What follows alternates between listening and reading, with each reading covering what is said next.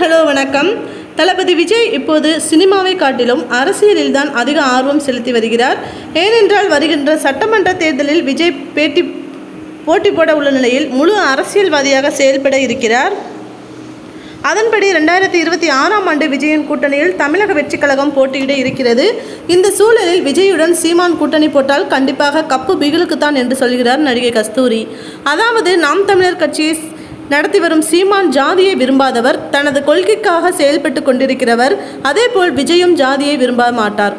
ஏனென்றால் பல தரப்பினர் தான் விஜயின் ரசிகர்களாக இருக்கின்றனர். இதில் ஜாதி அரசியல் ஒன்று என்று இருக்கவே இருக்காது. அதோடு விஜயின் அம்மா மற்றும் அப்பா என இருவருமே வேறு மதத்தைச் சேர்ந்தவர்கள்.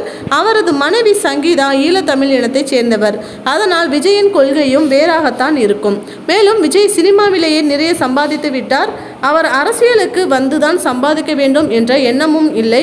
கண்டிப்பாக விஜய் மற்றும் சீமான் கூட்டணி போட்டால் கண்டிப்பாக மிகப்பெரிய மாற்றம் ஏற்படும். இவர்களது அரசியலில் ஊழல் இருக்கவே இருக்காது.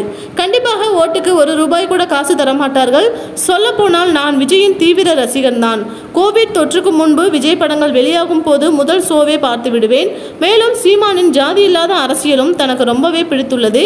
இவர்கள் இருவரும் இணைந்தால் நன்றாக இருக்கும் என்று நடிகை கஸ்தூரி கூறியிருக்கிறார்.